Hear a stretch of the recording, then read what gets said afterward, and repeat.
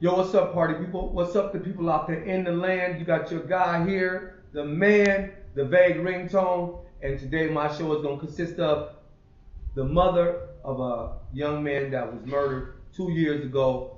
Her name is Yolanda Wallace. She's on screen right now. You can see Yolanda as I'm speaking to you. And Yolanda recently had been walking around here and not knowing who had murdered her son. There was a rap song that was put out. The rap song was put out. And when that rap song was put out, the guy confessed in the song of details about the murder. I actually went to the courthouse to hear some of the details and some of the things myself, which those will be things that we would not discuss anything about the court. We're just going to be talking about Miss Yolanda Wallace Phillips. How you doing, Miss Yolanda Wallace? I'm blessed. You blessed? Yes. Absolutely. Highly favored. Highly And blessed. favored. I really want to give my condolences and my sincere apology for you losing your son 2 years ago. Thank you. Yeah, that's real. That's just me from my heart. Anybody's kid, that just goes out. We've all been out in this world, and we've had tasted this life with drugs and violence and gang banging and just people really not taking our lives for not taking our lives for a value. They're not valuing our life. Our life is not valued. It's shoot 'em up, bang bang, kill kill. Mothers, fathers, parents, cousins, and everybody else grieving. Yeah. So one of the things about your son's case, what was interesting is 2 years ago, and now there was a confession made from a rap song. How do you feel about that song? I feel, it's a confused young man. And not only am I grieving and have to pay for it, his family do too. They don't look at the fact Well, you that might want to explain. When you say his family do too, you might want to add in there why, I so feel people can like understand it. his family have to pay for it due to the fact that they don't know how much time this young man is gonna get. He's away from his kids. He's away from his grandmother, his mother. So we both both families pay. The only thing I don't hear a collect call from my son. They do. Um, when I walked in the courtroom, I see a confused young man, an eagle, trying to prove a point. Um, so with that being said, like we both lose, both families lose. Not only do I lose, they lose too. I understand. Cases happen like that in I would say like in Nevada back in the 80s, late 80s. There was a situation that happened like that where the two partners, one was murdered and one wasn't murdered, and both families had to suffer. Even just the court process and just going in there, knowing that your son is locked up, or just being amongst other people that can definitely take you another to other places, could take your mind to other places. Because when you're locked up, you meet people in jail that it's not really good for you, because most people in there want to be bad. A lot of people that's in jail want to be bad, and when some young innocent person come in, or some young person that's on a fresh crime or something like that, there's so many influences and things that they can pick up in there. So those are things that losing out and how it's unbeneficial for the family and the son. We losing a community of equal instead of us. Communication is the key, and we can disagree to agree, but picking up a gun is not solving a problem with either family, with his family or my family. It's not. We just have someone that's gone and it was his time to go. So I didn't write my son's story. His story was already written. With that being said, God knows that He only gave me Randall for 32 years. It's sad that we have to go through that as a family, as a community. I was raised on love thy neighbor as thyself, meaning it takes a village to raise a kid. It takes a village to raise a kid. So I've been forgave the young man before I knew who he was for myself, not for nobody else, for myself. I'm not God. I'm not here to judge anyone. So as far as like the community and like support, how has that been for you? I have you. I have people that I don't know support me more than people that I knew. I had someone before I dealt with this. He dealt with this 9 years ago, and I don't get no support from him. But it's okay because everybody deal with things in their own way. Before I knew what it was to lose a child, he lost his child. The same person that's on my son case was on his son case. But I don't get the support from him. And at first I was angry, like, oh, why? But you can't expect people to be who you are. I can only be who I am. And I know that I have a heart. And God has showed me that through all I go through, He's still here with me. And it could have been worse because my granddaughter was out there that day. And I cannot imagine my granddaughter losing her life at 6 years old or other kids. So it was just Randall's time to go. It was nobody else's time to go but Randall's. I spoke to you 2 months ago, a little before 2 months, maybe sometime like that, and we talked about. We did an interview, and that was like very first interview. Yeah, July. July. And you said you made a statement about your friend. Share to the people about your friend. Yes, his friend. His friend got shot 5 times. He survived. My son only got shot 1 time. So you cannot control what God has or what God is doing. When it comes to what God, it was His time. But I want us as a community to just stand on us loving each other, respecting each other. We don't have to agree. I don't agree with some of the things that people say or do to me. But as an adult, I have learned to walk away. I have learned to go and just get in my little So frame. right now for like the youth, 25, 30-year-old people that are in that age, how do you tell them to walk away, to not jump to the first thing that they say? How do we get that message across? It's hard. And believe me, I've been there. You say it takes a village. It takes a village. Exactly. Each hand needs to help one another. And that's one of the things that we don't do. We turn our head, we turn our backs, and we walk away, and we discuss it amongst 90 people that don't know anything about it. But you won't put your time in or your effort to go to the community to try to help raise our village. Because our village only is going to be as strong as we allow it to be. It's only going to be as broken as we allow it to be. And I feel as we have a strong village. It's just about communication and loving each other. And I could say, when I was younger, I didn't walk away from a lot of situations. But I learned and I gave it to God and I prayed about it. And, just walking away, the eagle to walk away, and you could be figured like, oh, turn the other cheek. That's not a punk. That's not a coward. You being a grown man or woman to walk away from a situation. So, we talked earlier, and you talked about something you had told your son 2 weeks before he was murdered. Yeah, I tell my kids all of them. The ones that really know me know my kids is extra spoiled from the lifestyle I have lived. But I tell my each and every last one of them. It states in the Bible, honor your father and your mother that your days should be longer.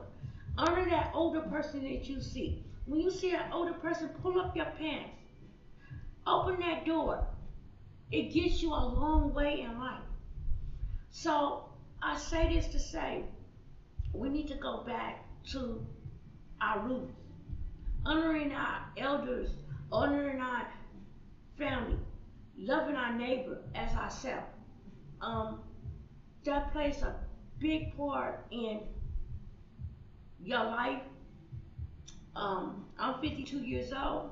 I can tell you, I done been through a lot, but through God's mercy and grace, He got me through it. When you're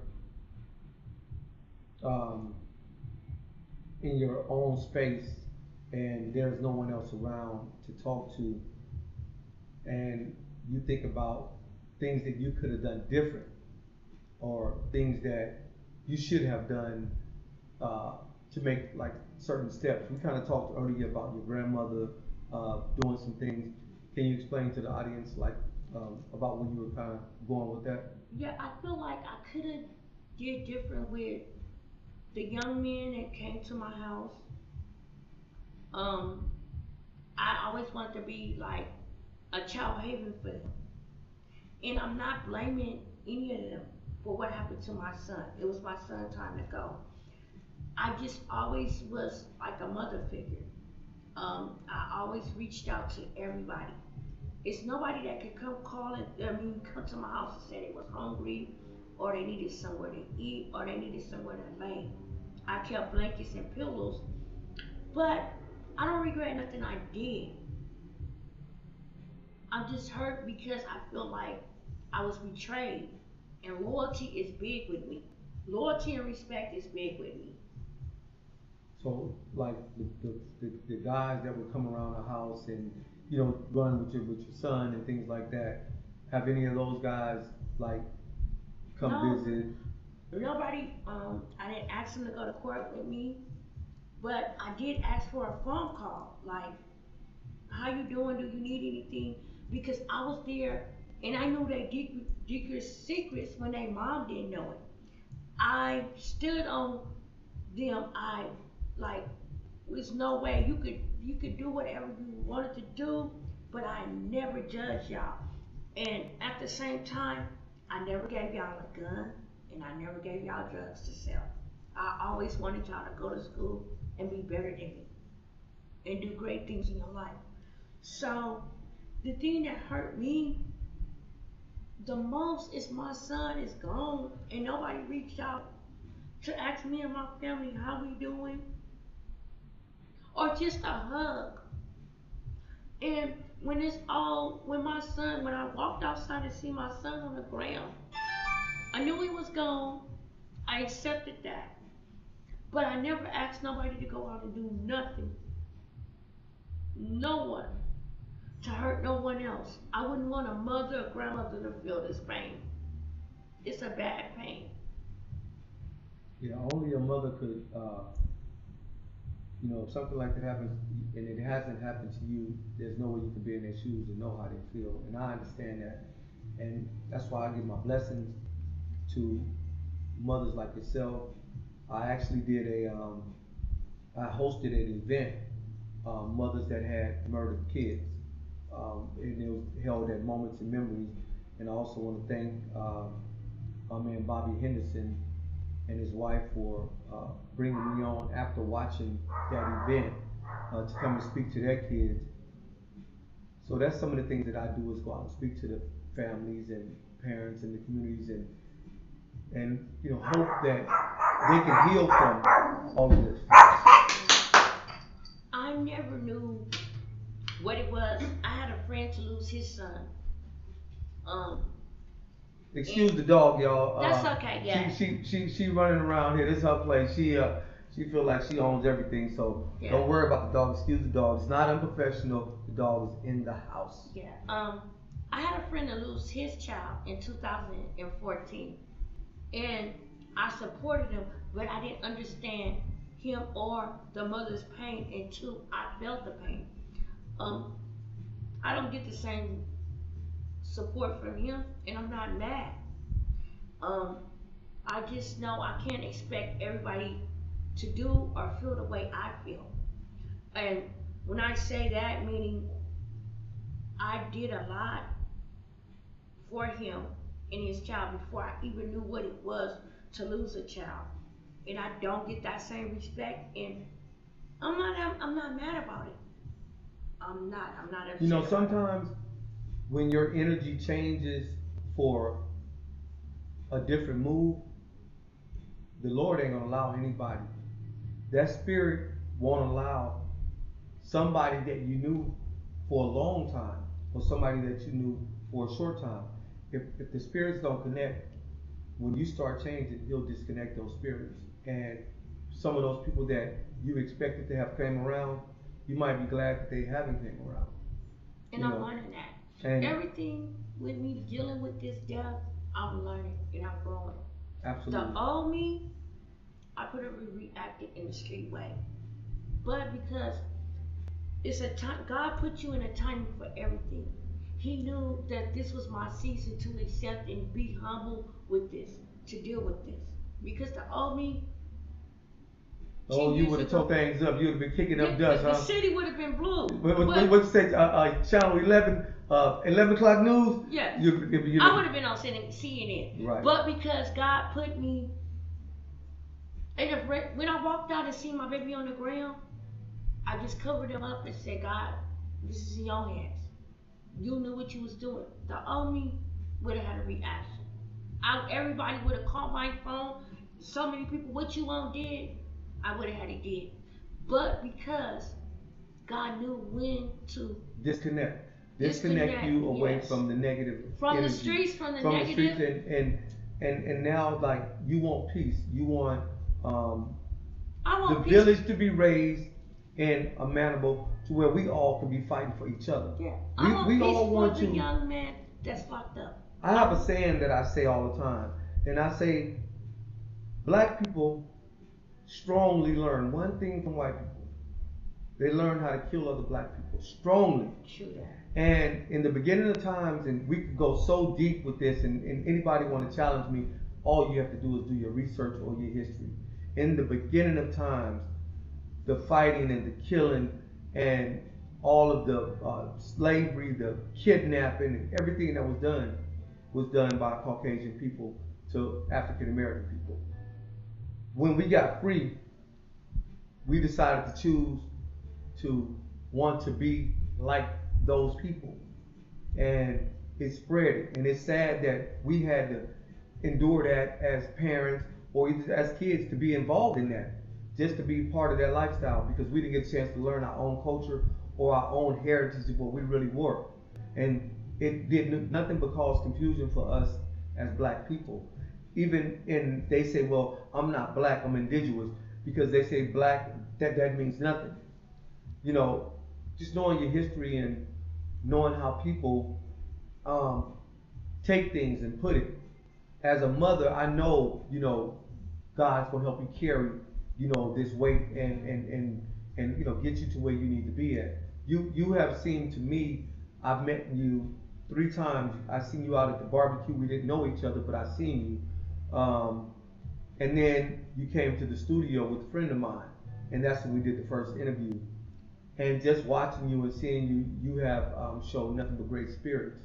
Your energy level has been positive, and after someone losing a son, I know you're feeling, in certain areas, but the positive impact that you want this to bring out. So let's talk to the people about what kind of positive impact you want to come out of this.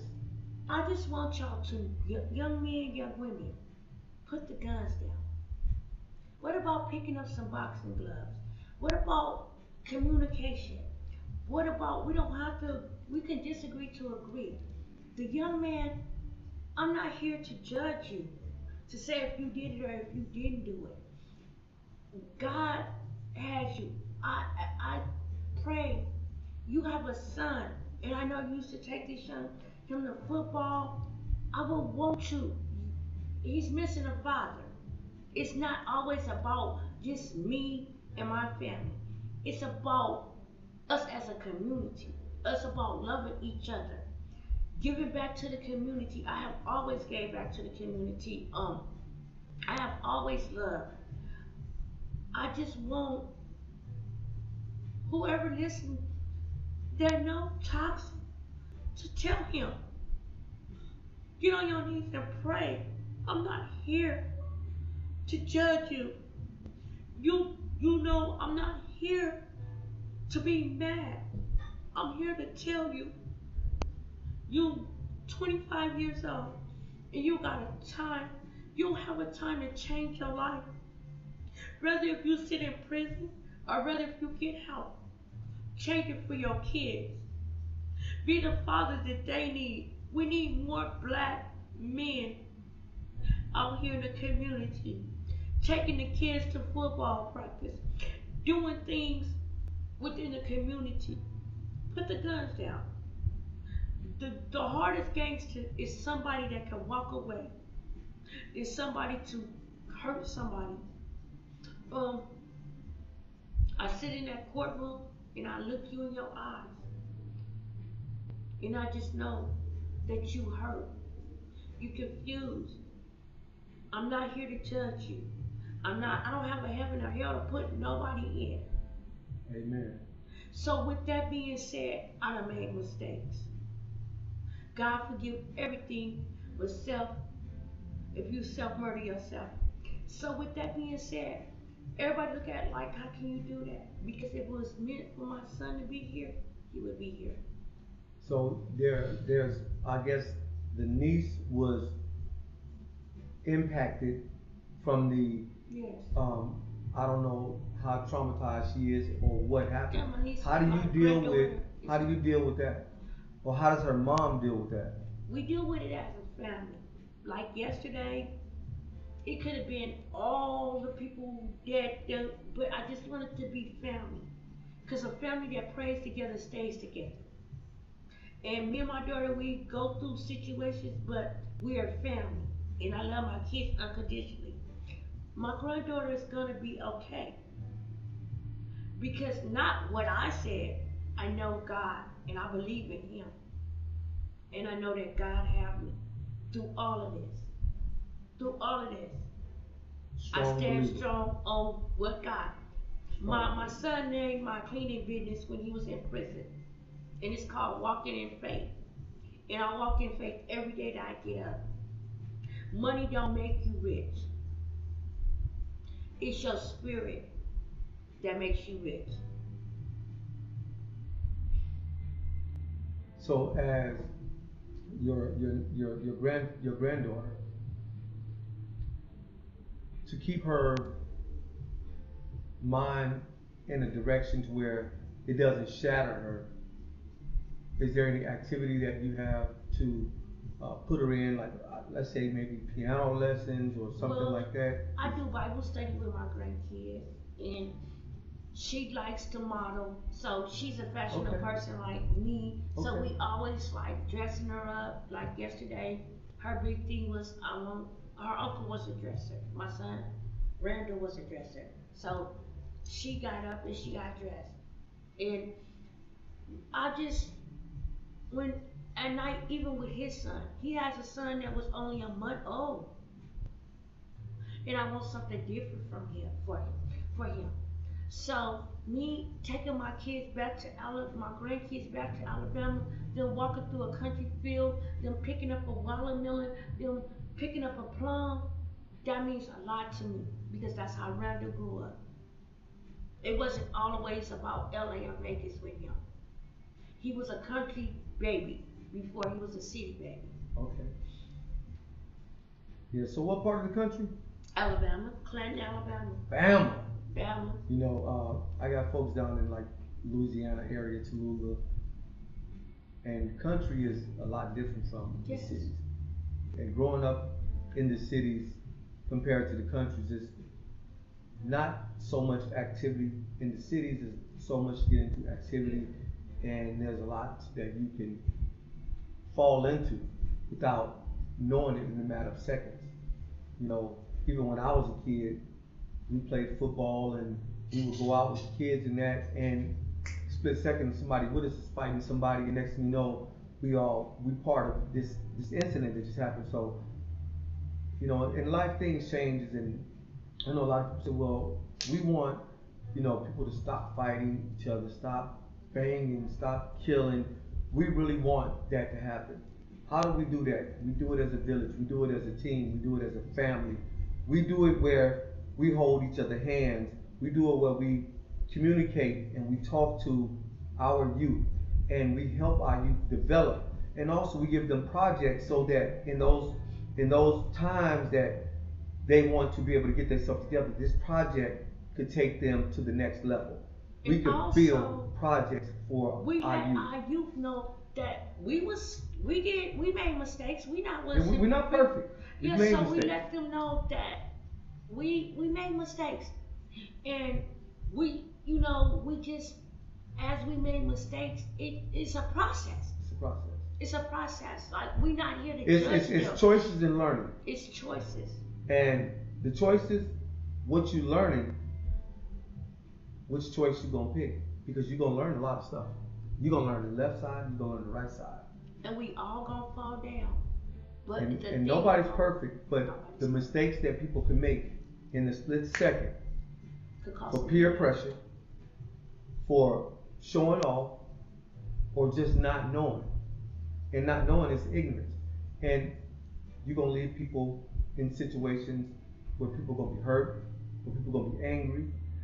You're gonna have division, all of these things that's gonna happen. In order to squash all of that is to feel like Miss Wallace feels.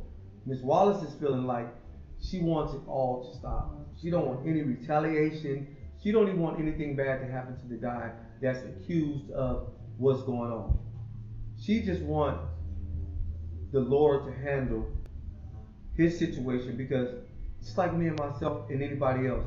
When the Lord has a plan and he's doing something, you can't get in the Lord's way. Because the Lord has his own direction. Can I say something? Yes. God has already handled it. We don't know, but God already is moving. With that young man sitting in that room by himself, he's talking to him. We don't know what journey God got for him. Absolutely. That's his testimony. Yes. Just as well as this is my testimony, you have your testimony, Randall had his testimony, Toxic has his testimony. And who's to say? He might just walk out. It might be where he has to get out of Vegas to show that, yes, this is what I did. But God is only here to judge me. Not the judge sitting out there on Lewis. Not me. Not his daddy. Not his mom. God knows his story. So that with that being said, I just pray for him and his family. I don't go to court with an angry heart. I don't go to court mad, because we as parents, if we taught that child the right way, it was his decision. It was his choice. I'm not here to say he did or did not. The song is hurtful, yes. The song is hurtful. The song very hurtful. Yeah, I know. You try yourself not to hear it and try not to listen to it. Actually, I listened to it before the public even heard the song. I listen to it every night. Oh, because somebody called you and said, "Hey, listen to this song." Actually, my auntie was in California, and she was like, "It's a song going around." I'm like, "What song?" She said, "Please don't get." She sent me the song. I listened to it. Off the top, I knew. Then I listened to it the next night, and I made it a pattern to listen to it every night, because I'm like, this young man has to be lost. But then I'm like not a TV watcher with the rap. So I seen King Von story. And I said, okay, it's like monkey see, monkey do. Right. And King Von in Chicago, and it was 3 hours with that. And I sit there and really dug. And I was like, okay. So it's like a monkey see, monkey do situation. And because they feel like, well, where King Von at? He's in the grave. So at the end of the day, everything has an ending. We're gonna go into a 30-second commercial. Okay. In the world today, we have experienced how to survive in America. This life, we're all we got. The vague ringtone. People who wear this brand are people who care about human life. The ones who wear this brand look out for one another. The vague ringtone. Get yours, thevagueringtone.club. It's more than a brand, it's a way of life. In the world today, we have experienced how to survive in America. This life, we're all we got. The vague ringtone. People who wear this brand are people who care about human life. The ones who wear this brand look out for one another. The vague ringtone. Get yours, thevagueringtone.club. It's more than a brand, it's a way of life. In the world today. Yo, we back. I hope y'all like that commercial. We're gonna do this part one that we just done. We're gonna take it to part two. Ms. Wallace, is there anything that you want to say before we close out? I just want to say, I love everybody. I want peace, love, and happiness. Let's put the guns down. Bullets don't have any name. I know it's hard. We have to start within ourselves. If I can save one or two people by spreading this message today, I have still a 22-year-old son. I just want everybody to know, let's stand as one and fall as one. But if we fall, we're gonna get up as one. There you have it from my girl Yolanda Wallace. She's gonna come back with a part two in a week from today. They're still in court process. They should be giving out some details once they close out the case and kind of let you know what happened. And we'll be back to you guys later on. So we hope that everybody get a lesson we from this. believe, and we gonna walk in faith. We want you to always believe, walk in faith, and know that everything that you do will come to life. So try and do the best you can.